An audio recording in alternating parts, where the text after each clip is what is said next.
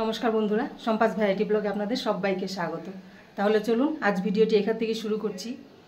আজ অন্যরকম একটি রেসিপি আপনাদের সামনে নিয়ে এসেছি। তাহলে দেখতে থাকুন আমি কি কি করি। এখানে আমি পেঁয়াজ কেটে নিয়েছি, আর পেঁয়াজটা দুরকম কেটেছি। এটা একটু মোটা করে কেটেছি, আর এটা একদম ঝিরিঝিরি করে কেটেছি, একদম পাতলা পাতলা করে কেটেছি। তাহলে প্রথমে আমি এই পেঁয়াজটা ভেজে নেব। তেল গরম হয়ে গেছে, এদিকে তেল বসিয়ে দিয়েছিলাম। এবার আমি পেঁয়াজগুলো ছেড়ে দেব, আর এই পেঁয়াজের আমি বেরেস্তা করে দেব।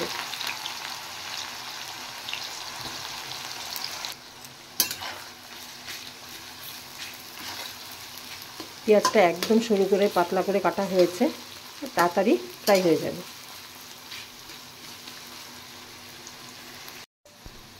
বেরেস্তা হয়ে গেছে, এবার এটা আমি নামিয়ে দেব।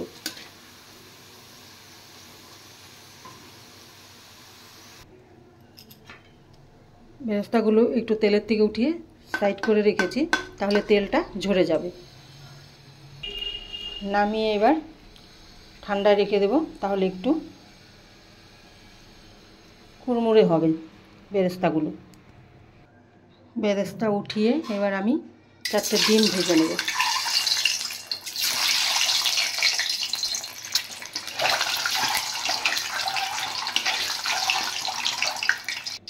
এখানে আমি ডিম আর আলু ভেজে তুলে নিয়েছি, আর এখানে বেরেস্তাটা দেখুন একদম কুরকুরে হয়ে গেছে।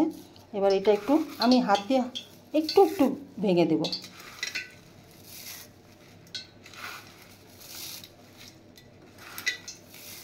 ব্যাস,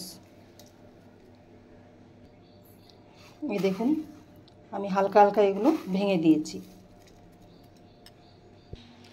এবার আমি তেলে দিয়ে দেব গরম মশলা, দারচিনি, লবঙ্গ, এলাচ, লবঙ্গটা দেইনি দেব, আর সামান্য একটু জয়ত্রী।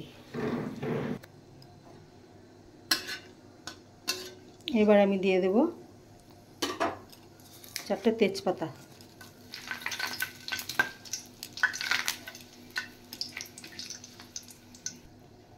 এবার দেব কুচিয়ে রাখা পেঁয়াজ।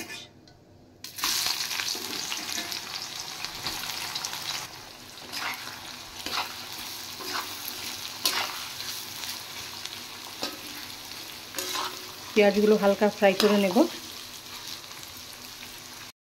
আপনাদের এখনও বলা হয়নি যে আমি কি রেসিপি আজ করছি। আপনারা দেখছেন কিন্তু হয়তো ভাবছেন যে কি রেসিপি করছি, তাই বলে দিই আজ আমি করছি তেহারি। আর তেহারির জন্য যা যা করেছি দেখলেন আপনারা, সব রেডি করে নিয়েছি। এবার আমি কড়াই পেঁয়াজ দিয়ে দিয়েছি, পেঁয়াজটা ফ্রাই হয়েই এসছে প্রায়। এবার আমি দিয়ে দেব মটন। তাহলে চলুন মটনটা দিয়ে দিচ্ছি।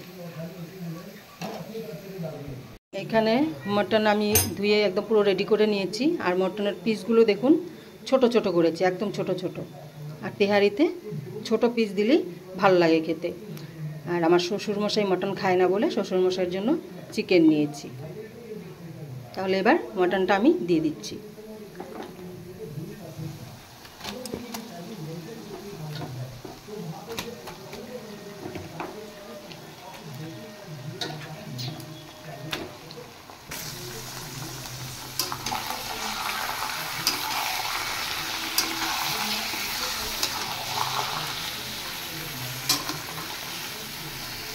এবার আমি দিয়ে দেব পরিমাণ মতো নুন।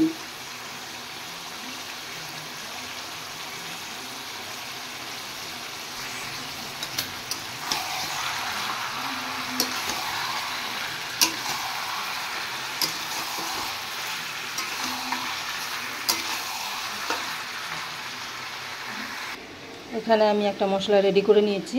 এখানে আছে আদা বাটা, তারপর রসুন বাটা, তারপর জিরে গুঁড়ো, ধনের গুঁড়ো, লঙ্কার গুঁড়ো একসাথে রেডি করে নিয়েছি। এবার আমি এখানে দিয়ে দেব পুরো মশলাটা।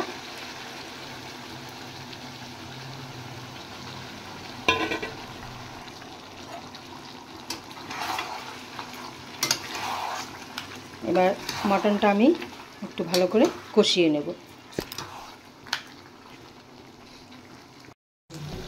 মটনটা কষে গেছে, আর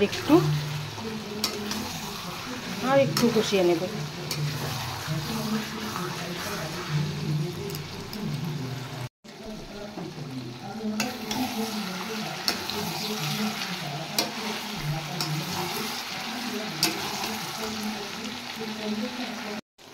মাটন পুরো কষে গেছে, একদম ভালো করে কষিয়ে নিয়েছি।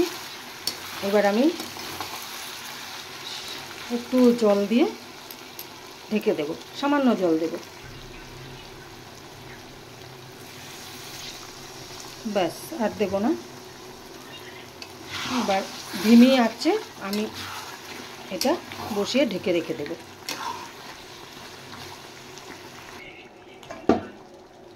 এবার আমি ঢেকে রেখেছি। আর এদিকে আমি বাসমতি চাল নিয়েছি, অনেকক্ষণ ভিজিয়ে রেখেছিলাম, এবার জল ঝরিয়ে উঠিয়ে নিয়েছি। আর এদিকে ভাতের জন্য আমি জল গরম বসিয়ে দিয়েছি, জল গরম হয়ে গেছে। এবার আমি চালটা দিয়ে দেব।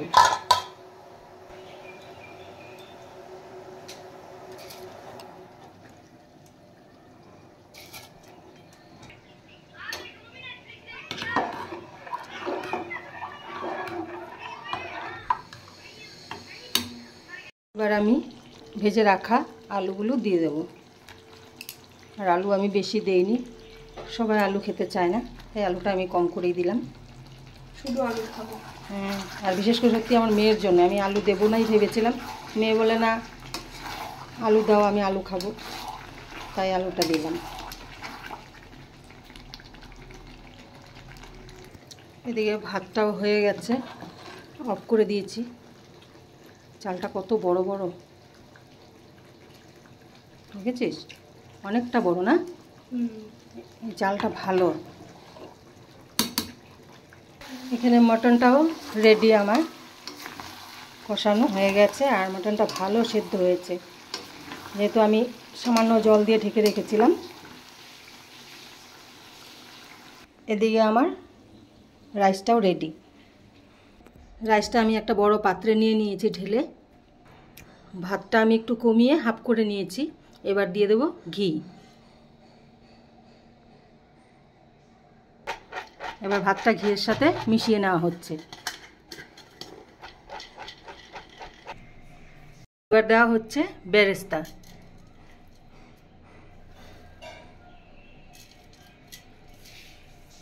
এবার দিচ্ছি আরেকটি মশলা, যেটাতে আছে গুলাওয়ের পাপড়ি, সাজিরে, সামরিচ, আর আছে স্টার এনিস আর গোটা গরম মশলা। আর এবার দিচ্ছি বিরিয়ানি মশলা, যেটা রেডিমেড কিনতে পাওয়া যায়, ওই মশলা। এবার দেওয়া হচ্ছে ডিম। এবার দিয়ে দিচ্ছি চিকেন আর মটন।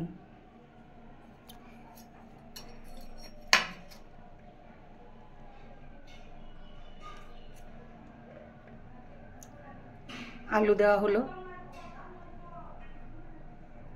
আর আলুটা দেখেছেন আমি মটনের সাথে কষিয়ে নিয়েছিলাম।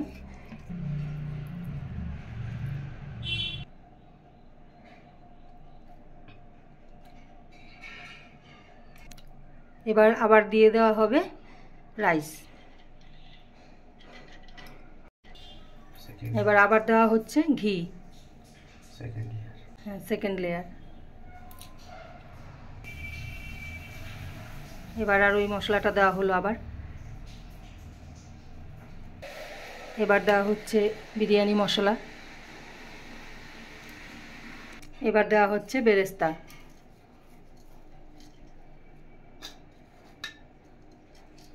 এবার আবার চিকেন মটন মিশিয়ে দেওয়া হচ্ছে। ডিম দিয়ে দেওয়া হলো, আলু দেওয়া হলো।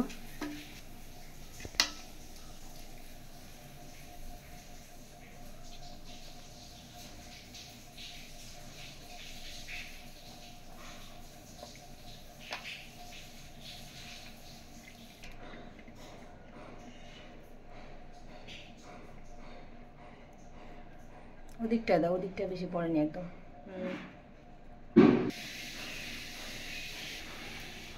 এবার আবার রাইস দেওয়া হলো। তাহলে সেমভাবে আবার এই লেয়ারটা দেওয়া হবে। তাহলে বন্ধুরা আমাদের এই তেহারি বিরিয়ানি রেডি। এবার আমি একটা চাপা দিয়ে রেখে দেব। বন্ধুরা এবার খাবারটা বেড়ে নেই, রান্না তো কমপ্লিট। এবার দেখাচ্ছি খাবারটা বেড়ে, তারপর আপনাদের দেখাচ্ছি। রাইসটা একদম খুব সুন্দর সেদ্ধ হয়েছে আর একটাও ভাঙেনি সব। এবার এটা আমি নিচ থেকে উঠিয়ে আস্তে আস্তে করে মিশিয়ে নেব ভাতটা।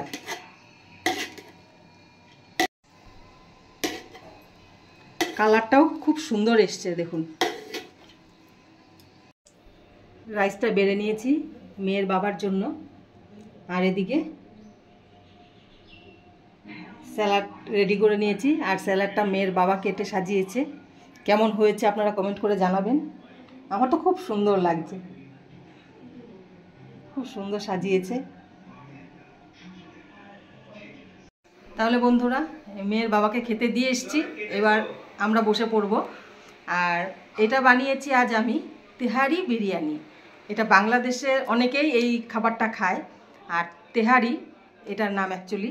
আর এটা হাফ বিরিয়ানি হাফ তেহারি, এই জন্য এটার নাম তেহারি বিরিয়ানি। হাফ বিরিয়ানি? হ্যাঁ, তার মানে বিরিয়ানিতে আমরা কেওড়া জল তারপর আর কি কি দেই, এগুলো না দিয়ে আমি শুধু বিরিয়ানির প্রসেসেই বানিয়েছি, কিন্তু ওগুলো ব্যবহার করিনি। তাহলে বন্ধুরা আজ আমার এই রেসিপিটা আপনাদের কেমন লাগলো? আর ভালো লেগে থাকলে আপনারা অবশ্যই লাইক, শেয়ার আর সাবস্ক্রাইব করবেন। তাহলে দেখা হচ্ছে নেক্সট ভিডিওতে। টাটা।